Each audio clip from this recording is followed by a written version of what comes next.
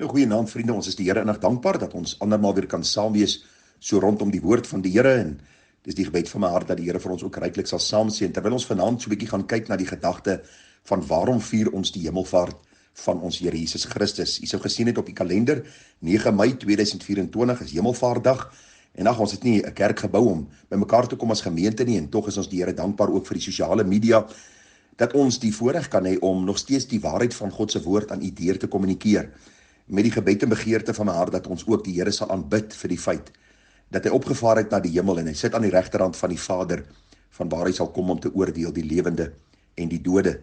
Nou vriende, hierdie is 'n baie besondere boodskap in die Bybel, en gaan ons vanaand so 'n paar verse lees en dan met u 'n paar gedagtes deel oor die gedagte waarom vier ons die hemelvaart van ons Here Jesus Christus. Nou ons lees in Handelinge die eerste hoofstuk, die 1 tot die 11de vers, hoe Lukas, die skrywer van die boek Handelinge, vir ons dan hierdie wonderlike waarheid opgeteken het. Daar staan die eerste verhaal, Theophilus, het ek opgestel oor alles wat Jesus begin doen en leer het, tot op die dag dat hy opgeneem is, nadat hy aan die apostels wat hy uitverkies het deur die Heilige Gees bevele gegee het, aan wie hy ook na sy lyde om lewend vertoon het deur baie kentekens, terwyl hy gedurende 40 dae aan hulle verskyn het en oor die dinge van die koninkryk van God gespreek het. Die Bybel sê vir ons in vers 6, die wat bymekaar gekom het, vra hom toe en sê: Here, gaan u in hierdie tyd die koninkryk van Israel weer oprig? En hy antwoord hulle: dit kom julle nie toe om die tye of geleenthede te weet wat die Vader deur sy eie mag bepaal het nie. Maar julle sal krag ontvang wanneer die Heilige Gees oor julle kom, en julle sal my getuies wees in Jerusalem sowel as in die hele Judea en Samaria en tot aan die uiterste van die aarde. En nadat hy het gesê het, is hy opgeneem terwyl hy dit sien, en 'n wolk het hom voor hulle oë weggeneem. En toe hulle nog stip na die hemel kyk terwyl hy weggaan, staan daar 2 manne in wit wat sê: Galileese manne, waarom staan julle en kyk na die hemel? Hierdie Jesus wat van julle opgeneem is in die hemel, sal net so kom soos julle hom na die hemel sien wegvaar het.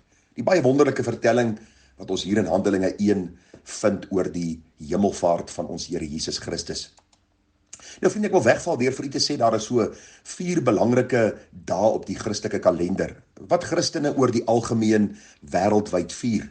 Die belangrikste, weet u seker, is die Paasfees, waar ons die kruisiging van die Here Jesus herdenk, waar hy as sondelose offer ook sy lewe aan die kruis gegee het as 'n losprys vir baie, sê die Bybel, sodat ons deur geloof in Christus vergifnis van sonde kan ontvang en dan ook die ewige lewe. Ons vind ook die baie besondere fees, die Pinksterfees, die uitstorting van die Heilige Gees, en ek het vir u reeds gesê in die oordenkings wat ons gehou het, dat Pinksterfees en die ontvangs van die Heilige Gees gaan nie gepaard met al hierdie snaakse en vreemde manifestasies nie. Maar die Bybel leer vir ons baie duidelik, soos ons sopas gelees het, ons sal krag ontvang wanneer die Heilige Gees oor ons kom, sodat ons getuies vir die Here kan wees. Dis nie die manifestasie van sekere deugdes of gawes, of dat ek die Gees het en die ander persoon het dit nie, of dat ek meer geestelik is as die ander persoon nie. Nee, die doel van die ontvangs van die Heilige Gees is dat ons getuies vir die Here Jesus Christus sal wees, getuies van sy reddende genade, dat hy aan die kruis gesterf het vir ons sondes. Baie interessant is, vriende, dat die Heilige Gees juis uitgestort is, om dan ook ons te bekragtig vir hierdie baie groot en enorme taak, waarmee die kerk van die Here besig moet wees.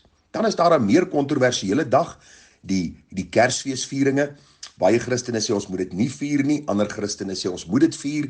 Die vraag is, wat doen ons? Vriende, ek is baie lief om Kersfees te vier met die doel om die fokus op Christus te plaas. Luister, Christus is gebore. Soos hy gekruisig is en soos hy gesterwe het, so was hy ook op 'n stadium gebore. Ons weet nie presies die dag en die datum nie, maar die feit van die saak is, hy is gebore.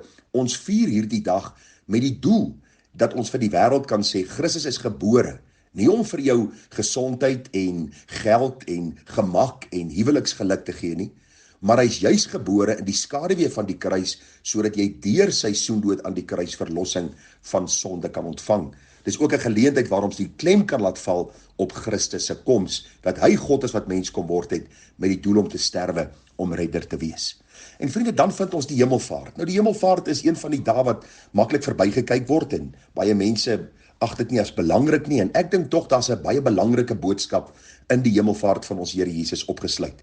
En kom ek hanteer so 'n paar gedagtes vanaand met u, en ek glo dat die Heilige Gees ook vir u met wysheid sal bekragtig, u hart opgewonde sal maak oor hierdie waarheid, en u ook ryklik sal seën met hierdie waarheid in hierdie aand. Nou die eerste rede waarom ons die hemelvaart van Jesus vier, is dit sluit Jesus se suksesvolle aardse sending en bediening af.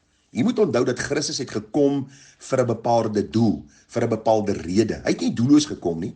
Van ewigheid af het God bepaal dat Christus in tyd in hierdie mensdom sal inkom, 'n sondelose lewe sal leef, om dan ook hierdie volmaakte dood te sterwe, op te staan en dan op te vaar, om weer sy posisie te neem aan die regterhand van die Vader. Kom ek lees vir u wat skryf Johannes in Johannes 17. Johannes 17 gaan oor die hoëpriesterlike gebed van die Here Jesus. Jesus het opgekyk na die hemel en hy het gesê, Vader, die uur het gekom, verheerlik u seun, sodat u seun u ook kan verheerlik. En dan sê in vers 4, ek het u verheerlik op die aarde, die werk wat u my gegee het om te doen, het ek volbring. Baie interessant is, Jesus het op hierdie oomblik nog nie gesterwe nie. Die kruisiging lê nog vir hom voor. Maar hy sê, en hy bid, en hy sê, Vader, dit waarvoor ek gekom het, dit gaan ek ook doen, dit gaan ek volbring. Die prys gaan ek betaal aan die kruis, en baie dankie dat die werk wat u my gegee het ek stiptelik uitgevoer, soos u dit ook vir my gegee het. Nou kom Lukas in Handelinge 1 vers 1 en hy sê, dat hierdie verhaal in Handelinge 1 gaan juis en is opgestel oor alles wat Jesus begin doen en leer het tot op die dag dat hy opgeneem is nadat hy na apostels wat hy uitverkies het deur die Heilige Gees bevele gegee het. U sien presies dit wat voorspel was, vriende, het gebeur. Jesus is gebore in Bethlehem, hy het 'n volmaakte lewe op aarde geleef, hy het aan die kruis op Golgotha sy lewe as 'n ewige en enige losprys kom gee en hy het opgestaan en alles bevestig met sy hemelvaart. Daar is net een wat kon sê, ek het gekom om die wil van my Vader te doen, ek het die wil van my Vader volbring en ek gaan nou na my Vader om in die heerlikheid van die hemel by hom te wees. Daarom is die hemelvaart belangrik vir kinders van die Here, want dit wys vir ons dat Jesus sy suksesvolle aardse bediening dan ook afsluit. Die tweede gedagte wat ons vanaand gaan kyk na, is Jesus se hemelvaart bevestig sy goddelikheid en sy posisie wat hy van tevore gehad het.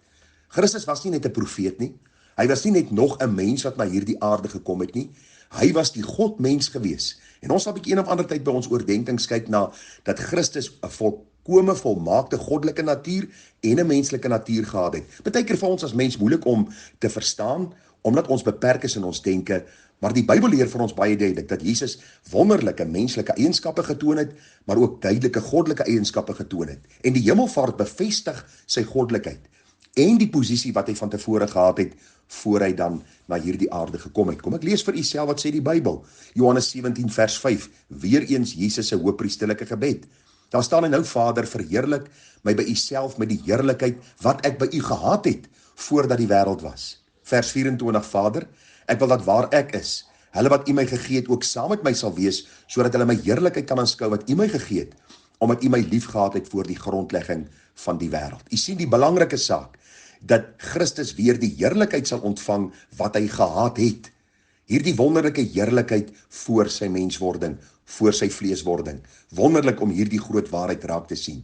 Openbaring 5 vers 12 vertel vir ons van die lam wat geslag is waardig om te ontvang die krag en die rykdom en die wysheid en die sterkte en die eer en die heerlikheid en die lof. Vers 13 sê, aan hom wat op die troon sit, verwysend na Christus, en aan die lam kom toe die lof en die eer en die heerlikheid en die krag tot in alle ewigheid. So die hemelvaart, vriende, kan ons met respek sê, was daar die kersie op die koek om te sê, Jesus was God wat na hierdie aarde gekom het, hy het sy goddelike taak afgehandel, hy het opgevaar en hy sit aan die regterhand van die Vader op die troon.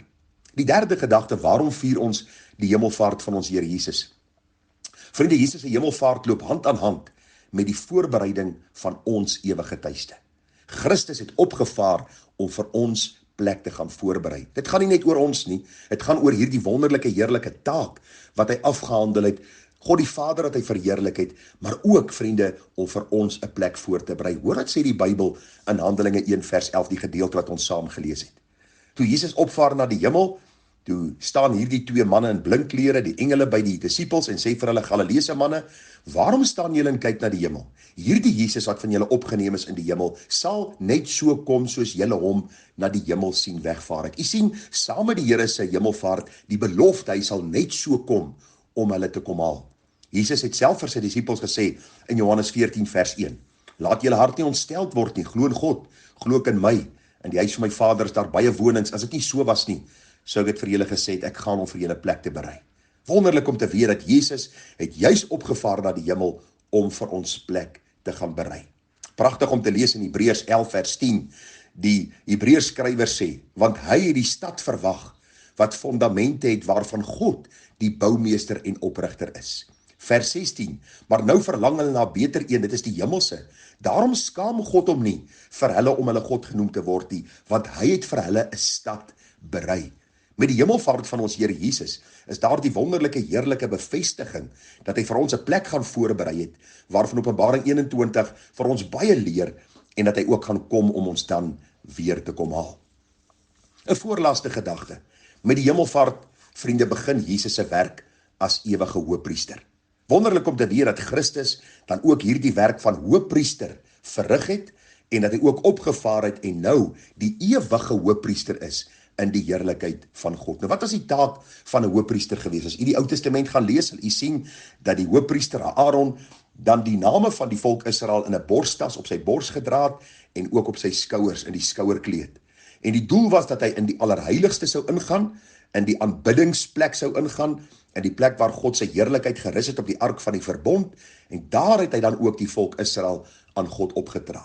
Het hy vir hulle gebid. Nou die Here Jesus Christus is nou die een wat opgevaar het na die hemel en wat ook ons name voor God in die gebed noem. Wat 'n wonderlike voorreg om te weet dat die Godmens Jesus Christus ook vanaand vir my intree by God die Vader. Hoor wat sê Hebreërs 4 vers 14 tot 16. Daar staan, terwyl ons dan 'n groot hoëpriester het, wat deur die hemele deurgegaan het, naamlik Jesus die Seun van God. Laat ons die belydenis vashou, want ons het nie 'n hoëpriester wat nie met ons swakhede medelee kan hê nie, maar een wat in alle opsigte versoek is net soos ons, maar sonder sonde. Vers 16. Laat ons dan met vrymoedigheid na die troon van genade gaan, sodat ons barmhartigheid kan verkry en genade vind om op die regte tyd gehelp te word. Vriende, ek dink een van die belangrike aspekte van die hemelvaart is dat ons vanaand met vrymoedigheid na die troon van genade kan gaan, omdat ons weet, Christus tree vir ons in by die Vader. Hy het die voorhangsel geskeur deur sy lewe aan die kruis vir ons te gee, en dat ons deur hom na Vader kan nader, met die vaste wete en die voorreg dat Vader ons sal hoor, omdat ons deur Christus na hom nader. Hy is ons ewige hoëpriester. Daarom kan ons alles deur gebed en smeking met danksegginge aan hom bekend maak, en hy hoor vir ons na die rykdom van sy genade en barmhartigheid.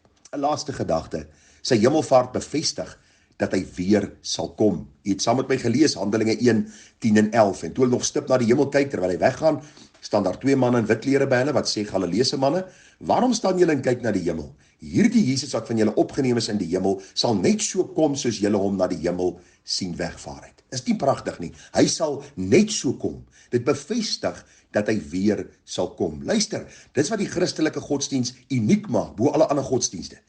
Ons God lewe.